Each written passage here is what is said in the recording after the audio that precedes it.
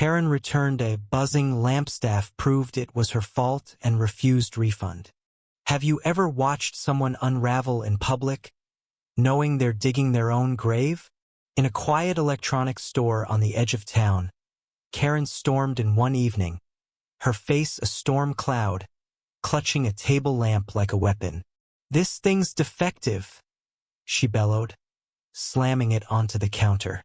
The lamp, a sleek model with a glass base, buzzed faintly, its cord frayed and sparking. Customers froze, heads turning, as the air grew thick with tension. Karen demanded a refund, her voice slicing through the hum of fluorescent lights. "I paid good money for this, and it's a fire hazard."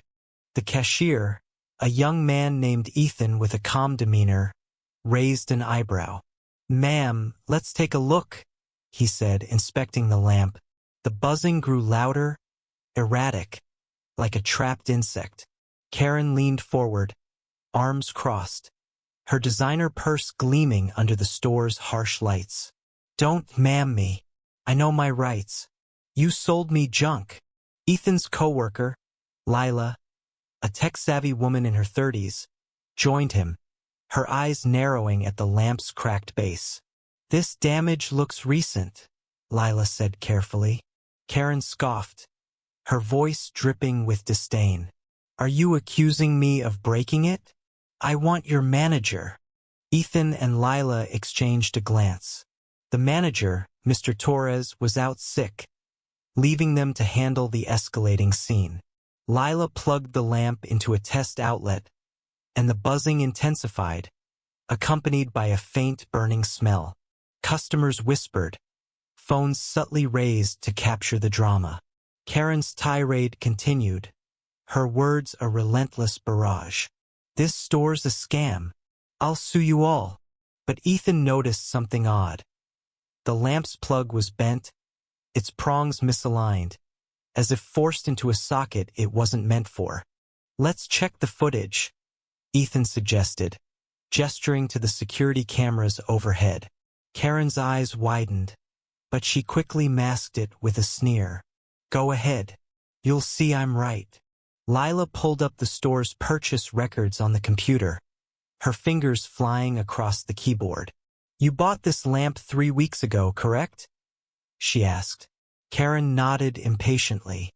"And it's been buzzing since day one?" Karen hesitated, then doubled down. "Yes, it's a defect." The truth began to unravel like a frayed cord. Lila found the transaction, but something else caught her eye. A return receipt from 2 days ago, linked to Karen's credit card, for an identical lamp. "That's weird," Lila muttered, loud enough for Karen to hear. "You returned the same model already. Did you swap them?" Karen's face flushed, but she waved it off. "That's irrelevant. This one's broken, and I want my money back." Ethan, now scrolling through the security footage, froze. "Got something," he said, turning the monitor toward Karen. The grainy video showed her entering the store 2 days earlier, carrying a lamp identical to the one on the counter. She'd argued briefly with a different cashier, gotten a refund, and left with a smug smile. "That's you, isn't it?" Ethan asked, his voice steady but firm. Karen's bravado faltered, her lips parting as if to protest, but no words came. The twist came from an unexpected source. A quiet customer, an older man named Mr. Patel, stepped forward, clearing his throat. "I saw her in the parking lot that day," he said, his voice trembling but resolute.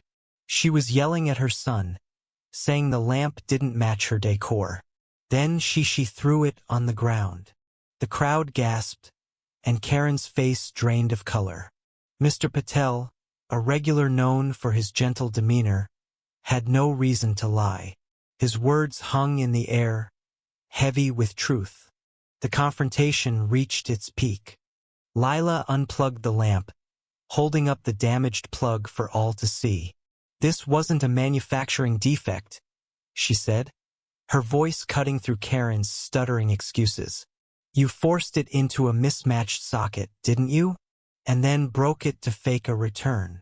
Ethan added, the first lamp you returned was fine, wasn't it? You just didn't like it, so you tried to scam us with this one. Karen's eyes darted around, seeking an escape, but the crowd's murmurs trapped her. That's ridiculous, she snapped, but her voice cracked, betraying her. Karen's downfall was swift and merciless. Lila pulled out the store's return policy, printed in bold on a sign above the counter.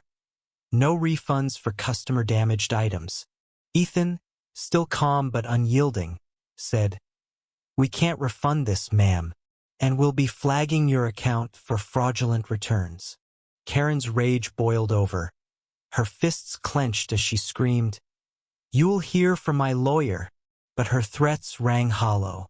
The crowd, once curious, now looked on with disdain.